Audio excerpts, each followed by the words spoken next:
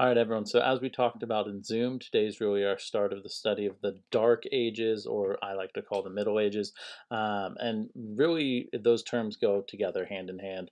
And you probably thought of the Middle Ages when you think of castles and dragons and wizards and moats and trebuchets and armor and swords and horses and knights and all kinds of stuff. Um, and what I think is kind of interesting about this time period is for hundreds of years, historians called it the Dark Ages with the fall of West Rome.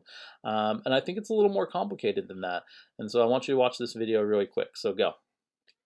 We've all heard of the term Dark Ages, that medieval period in which all learning stopped and everything became terrible. It's a term attributed to Petrarch, who, like later Renaissance thinkers, thought that the Middle Ages were a period of darkness in comparison to the classical period from before and the Renaissance after. Of course, the question is, how true is the commonly held vision of this period? Were the Dark Ages really that dark and unenlightened? Well, in a word, no. In a sentence, not really, but also a little bit, depending on where you're talking about. So Western Europe had largely been united under the rule of the Roman Empire, and after its collapse it was divided into competing realms. There's obviously too many to speak of in any sort of detail, so we'll pick two extremes and compare them. The former province of Italia and that of Britannia, whose experiences of the Dark Ages are proof that they weren't quite as awful as is often made out to be. So in Britannia, after the Romans left, things went really well. Just kidding, they fell apart almost immediately. Things like a coin-based economy, urban living and literacy died out there within a generation. Whereas in places like the Ostrogothic kingdom, which occupied the former province of Italia and then some, very little changed. And whilst yes, it did now have a Germanic ruler, King Theodoric, he swore fealty to the Roman Emperor in the east. The Senate continued to meet in Rome and the Pope's rights were respected, although the official church of the Ostrogoths was centred in Ravenna. As for urban living, the number of people in towns and cities had declined massively in most places. Rome's population had declined from roughly 1 million people in the 3rd century to about 50,000 during the Ostrogothic period. But what about the peasantry? How did life change for them after Rome had gone? Well, frankly, not very much. Most people were born, lived and died working as agricultural labourers on the same farm as their forebears had.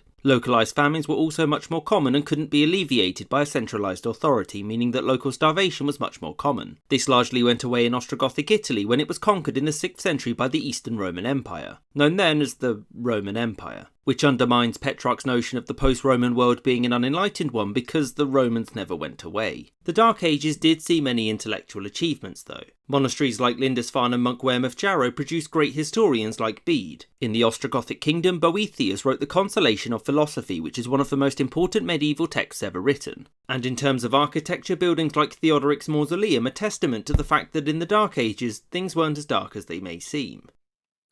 All right, so obviously, I think that video proves that this wasn't actually the Dark Ages any more than any other time period should be called the Dark Ages. And there's actually some really cool stuff that comes out of the Dark Ages, or I'm now going to refer to it as the Middle Ages or the Medieval Ages.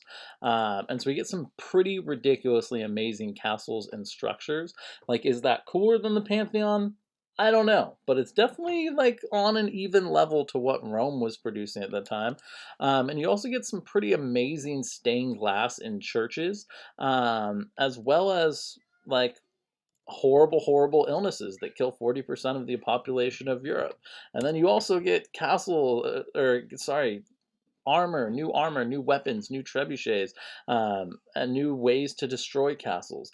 All of this stuff is showing that there's new developments and new things happening, and that's why like this time period might be called the Dark Ages when 40% of Europe's dying, when they're inventing new catapults and new armor and new trebuchets and new weapons and everything else. I don't think you'd call that the Dark Ages. And so here's kind of my argument, bringing it back to that picture from the very start of class. It depends on where you're talking about, and it depends on really specifically when you're talking about it. And so I would suggest you call it the Middle Ages or the Medieval Ages and not call it the Dark Ages, because you'll just sound silly, because it was dark in some places at some times and very awesome, and things were going great in those places 20 years later. You got to be specific. And so when you insult something, and so when people call it the Dark Ages, I think they sound silly because they're ignoring castles and new churches, new beliefs in science, and all kinds of new theories and ideas. So keep that in mind, and otherwise get started on your first Middle Ages assignment. Go.